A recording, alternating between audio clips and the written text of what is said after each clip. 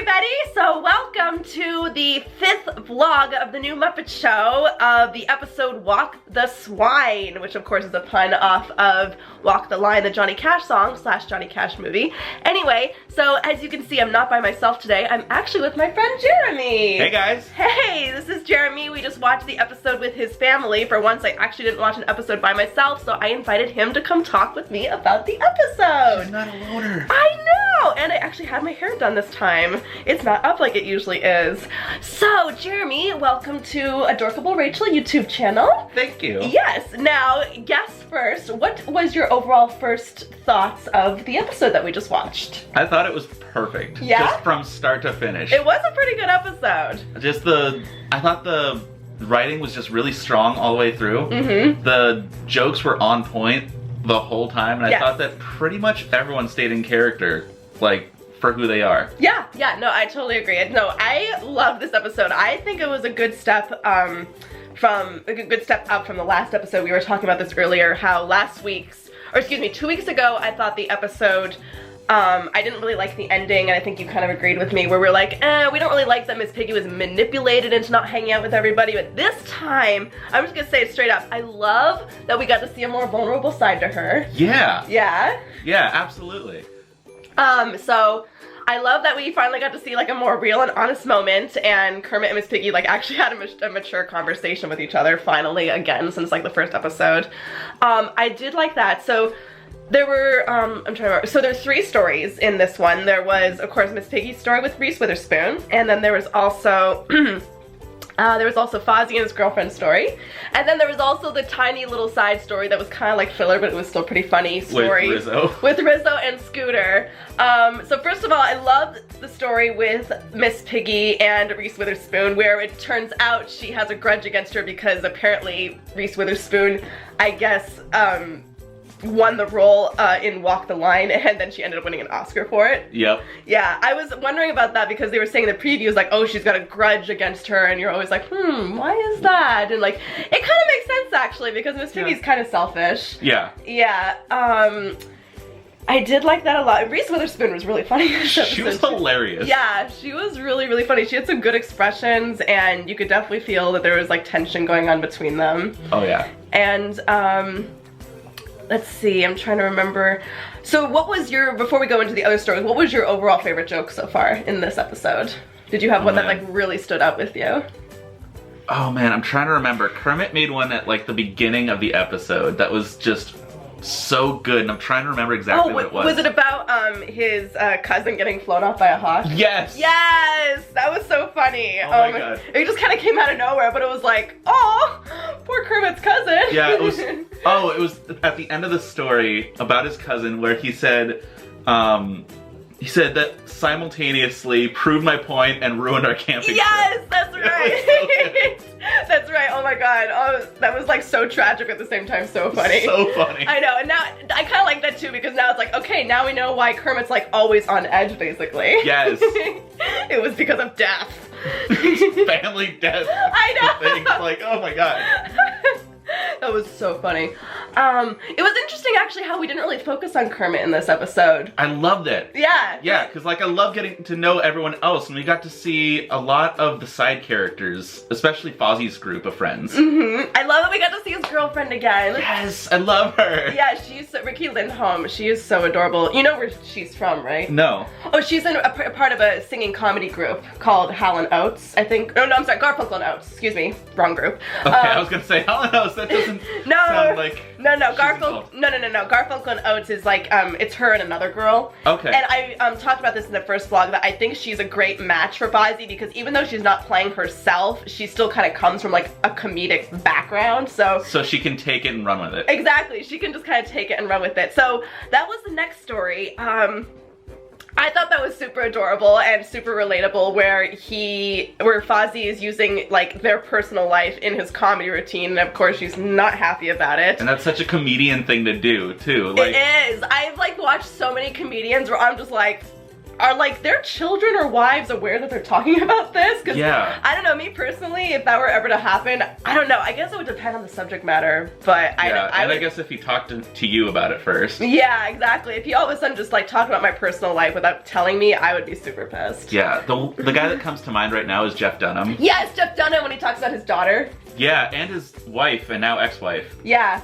Does he talk about his ex-wife like about his ex-wife, or like did he talk about her when they were together? Do you know? A little of both. Oh. Yeah, but I feel like a little more after.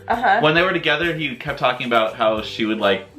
He talked about how she would take his car and then make him drive the like girly little Prius. Oh, okay. That's not too terrible. I mean, no, but I feel like he got a little more vicious after they broke up. Yeah. Which, I mean, he's still not vicious, but like, he got a little more out there. He got a little more like, well, we're not together anymore, so I can say whatever I want. Yeah, pretty much. Yikes. Yeah, so I'm wondering how that's gonna go maybe in the future with Fozzie. Yeah, I know. Because at the end of the episode, she's just like, I'm done. Oh yeah, that's right. She walked off. I don't know what's gonna happen. You just made a huge point. What if they hit another really rough patch and then he starts using like some really, really crucial points of their life in their Oh my god, you just wrote a new episode. I don't know what's gonna happen. I need to know now. I know. Oh my gosh. No, I hope she comes back because again, she's super adorable. We haven't seen her since the first episode, but I think see more of her. I know. And that part when she was talking about his quirks and he like loves the Cyndi Lauper song. Oh my god, when everybody started singing it, everybody in the office I know! Oh my god. That was so funny because everybody finally knew like what makes him get really emotional, and they just all finally like there was like no turning back. They finally like cornered him basically. And then Suit turned up in the background. Oh, it was so funny with the saxophone. I know, that was so great. So yeah, that story and then Miss Piggy and Reese was some two hilarious stories. Now the other story was Scooter and Rizzo. Yeah, and getting to know like Rizzo's kind of shady side. He turns out he's got some like really shady family members. Yeah. Yeah. Like, he's super shady. And I didn't see it coming, but it makes sense for him. It kind of does, yeah. He just, like, the way he talked to was like, don't worry about it. Like, he kind of got, like, a New York thing going on. Like, hey, don't worry about it. He'll take care of it for you. Yeah. And then it's like, lawyer/fireworks expert. Just like, what? Yeah, he likes to celebrate when he wins a case. Yeah. Don't worry about it. And I love Scooter's expressions, too. Like, every time he revealed something that was questionable, he just had this, like, what? Should I trust this kind of look on his face? That's poor Scooter. I know. That's what I love so much about this is that since they're experimenting with mockumentary, it's amazing that even with just like the subtlest little looks, even though they're puppets, you can just still totally see like what it is they would be thinking. Yeah. Isn't that great? Just like by their positioning is so perfect. I know, exactly. That's why puppeteers have to watch the monitors so they can get it just right, but it's so worth it. So impressive. Speaking of puppeteers being super impressive, can we talk about that number that Miss Piggy had? Her apology number? Yes! Oh my gosh, that was my favorite part of the whole episode, I think. Yes, oh my gosh, so I was like talking about it while it was happening too. So it starts off with her on a desk, but then those dancers like pick her up, and then, oh my gosh. And her like swinging her arm up and like the whole, just even her simple singing while they're carrying her. Now I'm so impressive. I'm so impressed with this because I kind of sort of know how green screen works, because obviously the way they had to have done that was they were holding the puppet and then someone had to be in a green screen suit like puppeteering her. But what was so interesting was the shot was tracking at the same time. So I don't know, like when they shoot that, do they like shoot them and then they do the exact same track with no people? How does that work? I have no idea. It was super amazing though, wasn't it? Like, it's like you totally would like not be aware that there's a puppeteer there. Like that was... like not at all. It seems so real. And then I realized halfway through, wait a minute, she's a puppet. She's not like, somebody's doing that. I know, right? And I was like, half the time I was looking at the guys who were carrying her and I was like, is one of them like, does he have his hand? But I saw their hands the whole time. I know, I actually, you know what, I thought that too. That's so funny that you bring that up. I thought that too, but I don't think so, because they would have had to have had Eric Jacobson, I feel like, actually doing that, who's her puppeteer. And he wasn't there.